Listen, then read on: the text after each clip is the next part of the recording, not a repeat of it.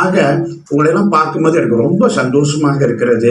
நீங்க எல்லாம் மகிழ்ச்சியா இருக்கணும், சந்தோஷமாக இருக்கணும். நான் இங்க மட்டும் பேசல, ஜெயிலையும் போய் பேசுகிறேன். காஜாங் ஜெயிலுக்கு போன தாங்க வைபி, காஜாங் ஜெயிலுக்கு போன பேசுறதுக்கு தீபாவளி டைம்ல கூட்டிட்டு போனாங்க. அங்க போய் பாக்குறேன் 1500 பேர் உட்காந்துருக்கான் கைதிங்க. திறந்து கிடக்கிற கோயில கூட்டத்தை காணோம், மூடி கிடக்கிற ஜெயிலுக்குள்ள அவ்வளவு பேர் உட்காந்துருக்கான். என் பேச்ச கோயில அவ்வளவு பேர் கேட்டதே இல்லை, ஜெயிலுக்குள்ள உட்காந்துருக்கான். அங்க போய் பேச போன அன்னைக்குன்னு பார்த்தா எல்லாம் விபரீதத்தை எப்படி பூசிருக்கான். கோயிலுக்கு போய் இப்படி பூசுறான், ஜெயில இப்படி பூசிக்கிட்டு இருக்கான்.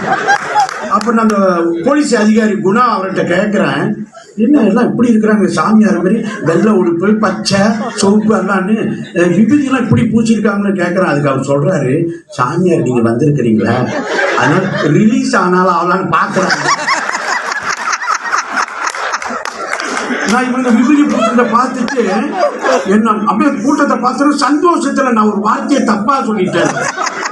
என்ன தெரியுமா சொல்லிட்டேன், நான் பார்த்து இப்ப பாருங்க உங்கள்கிட்ட அப்படி பேச முடியல, ஏன்னா இதெல்லாம் கலகலப்பா இருக்கிறீங்க, எல்லாம் வித்தியாசமா இருக்க. அங்க எல்லாம் சாமியார் மாதிரியே இருந்தாங்களா. நானு இன்று திரளாக வருகை தந்திருக்கின்ற மெய்யன்பர்களே பக்தர்களே இதெல்லாம் பார்க்கும்போது ரொம்ப மகிழ்ச்சியாக சொன்ன உடனே ஒரு கைதி பின்னால என்னை பார்த்து இப்படின்றான், ஏயா உனக்கு மைக்கு கொடுத்து பேச சொன்னா மகிழ்ச்சியாவா இருக்கு, நான் பொண்டாட்டி பிள்ளைலாம் விட்டுட்டு ஜெயிலுக்குள்ள இருக்கிறேன், நீ வந்து பேச்சுட்டு போக மகிழ்ச்சியா இருக்குன்னு சொல்றேங்க. அவன் செஞ்சா பாருங்க, பயந்துட்டேன். ஓ நம்ம தப்பா பேசுறோம்னு சொல்லி உடனே பேச்ச மாத்தினேன். நீங்க எல்லாரும் என் பேச்ச வெளியே கேட்டிருந்தா உள்ள வந்திருப்பீங்களான்னு சொன்னேன். அப்புறம் சொல்றான், இப்பதான் ஒழுங்கா பேசுற பேச்சு முடிச்சிருந்தா. நான் வெறும் பேசி முடிச்சுட்டேன். முடிச்ச கையோட அந்த 2 பேரும் எந்திரிச்சு இப்படியே வரானுங்க, கிட்ட வந்தானுங்க. நான் பயந்துட்டேன்.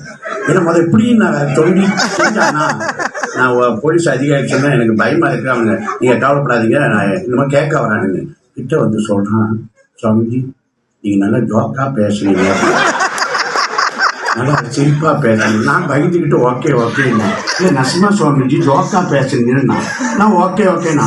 அடுத்த நீ சொன்னான் பாருங்க, நீ இங்கேயே தங்கியிருக்க. ஏன்டானா அவனுக்கு நல்லா இருக்கு, அன்னையிலிருந்து முடிவு பண்ணிட்டா கோயில போய் பேசுறான், ஜெயில இவன் நம்மள அந்த கேட்டகரி. கிரகங்கள் 9 இருந்தும், திசைகள் 8 இருந்தும், சுரங்கள் 7 இருந்தும், சுவைகள் 6 இருந்தும், பஞ்சபூதங்கள் 5 இருந்தும், 4 வேதங்கள் இருந்தும், 3 தமிழ் இருந்து, 2 கல்வி இருந்து, ஒழுக்கம் ஒன்று இல்லை என்றால் அவ்வளவும் வீண். அந்த ஒழுக்கத்தை தரக்கூடியது ஆன்மீகம்.